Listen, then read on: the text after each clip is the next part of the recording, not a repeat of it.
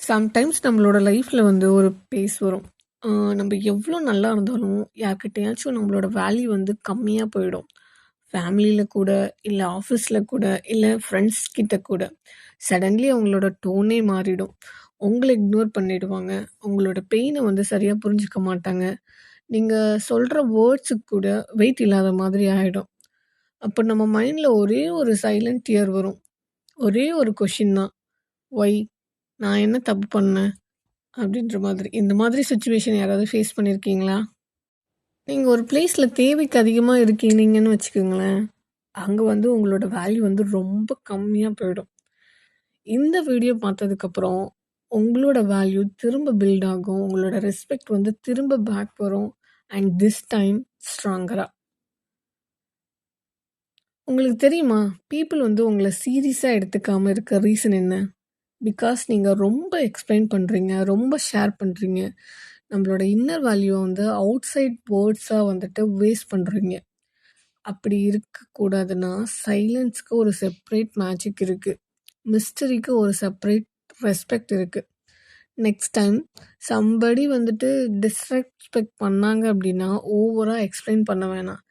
Just one line gamma இருங்க. தென் silent. அந்த சைலண்ட்ட பார்த்து தான் அவங்க நெக்ஸ்ட் டைம் கேர்ஃபுல்லா பேசுவாங்க. ஆஃபீஸில் மீட்டிங் எல்லாரும் பேசிகிட்டு இருப்பாங்க. நீங்கள் கொஞ்சம் பேசினாலும் பட் ஷார்ப்பாக பேசுனீங்கன்னா யாருமே உங்களை வந்து இக்னோர் பண்ண மாட்டாங்க. பிகாஸ் வேல்யூ வந்து சைலன்ஸில் இருக்குது, நாய்ஸில் இல்லை. உங்களை யாரெல்லாம் வந்து கிராண்டடாக எடுத்துக்கிறாங்களோ ஜஸ்ட் ஒன் ரீசன், நீங்கள் ரொம்ப அவைலபிள். அதுதான் ரீசனே. நீங்கள் அவைலபிளாக இருக்கிறதுனால நல்ல கேரக்டர்னு இல்லை, அதுவும் உங்களோட மனசுக்கு டேமேஜ் தான். கொஞ்சம் டைம் எடுத்துக்கோங்க. அன்அவைலபிளாக இருங்க. எஸ் சொல்கிற அளவுக்கு நோ சொல்லவும் கற்றுக்கோங்க. உங்களோட பவுண்டரியை பார்த்த உடனே உங்களோட வேல்யூ வந்து பெருசாக மாறும். இப்போ டெய்லி உங்களோட ஃப்ரெண்டு வந்து ஹெல்ப் கேட்குறாங்கன்னு வச்சுக்கோங்களேன், நீங்கள் பண்ணுவீங்க. கொஞ்சம் அன்அவைலபிளாக இருந்து பாருங்களேன், ரிசல்ட் என்னென்னா ஆட்டோமேட்டிக்காக அப்ரிசியேட் பண்ண ஆரம்பிப்பாங்க. உங்களோட வேல்யூ வந்து இன்க்ரீஸ் ஆகும். நீங்கள் வந்து அவைலபிளாக இருந்தீங்கன்னு வச்சுக்கோங்களேன், உங்களை கண்டுக்கவே மாட்டாங்க. உங்களோட வேல்யூவும் ரெஸ்பெக்டும் சொல்கிறதுனால வரதில்ல, ப்ரூவ் பண்ணுறதுனால தான் வரும். பீப்புள்ஸ் வந்துட்டு நம்மளோட வேர்ட்ஸை கேட்டாங்கன்னா போர் அடிச்சிடும். ஆனால் ரிசல்ட் பார்த்தா ஷாக் ஆகிடுவாங்க. டெய்லியும் கொஞ்சம் இம்ப்ரூவ் பண்ணுங்கள். ஒரு ரொட்டீனை ஃபாலோ பண்ணுங்கள். ஏதாவது ஒரு ஏரியாவை வந்து சூஸ் பண்ணுங்கள்.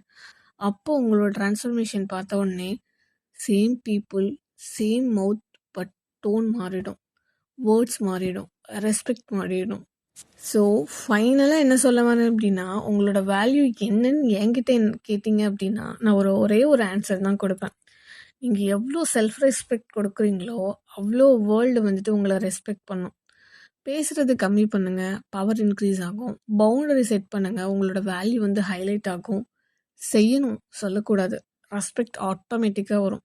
இதை ஃபாலோ பண்ணுங்கள். உங்களோட ப்ரெசன்ஸை இக்னோர் பண்ணவே முடியாது. உங்களோட அப்சன்ஸை டாலரேட் பண்ணவே முடியாது.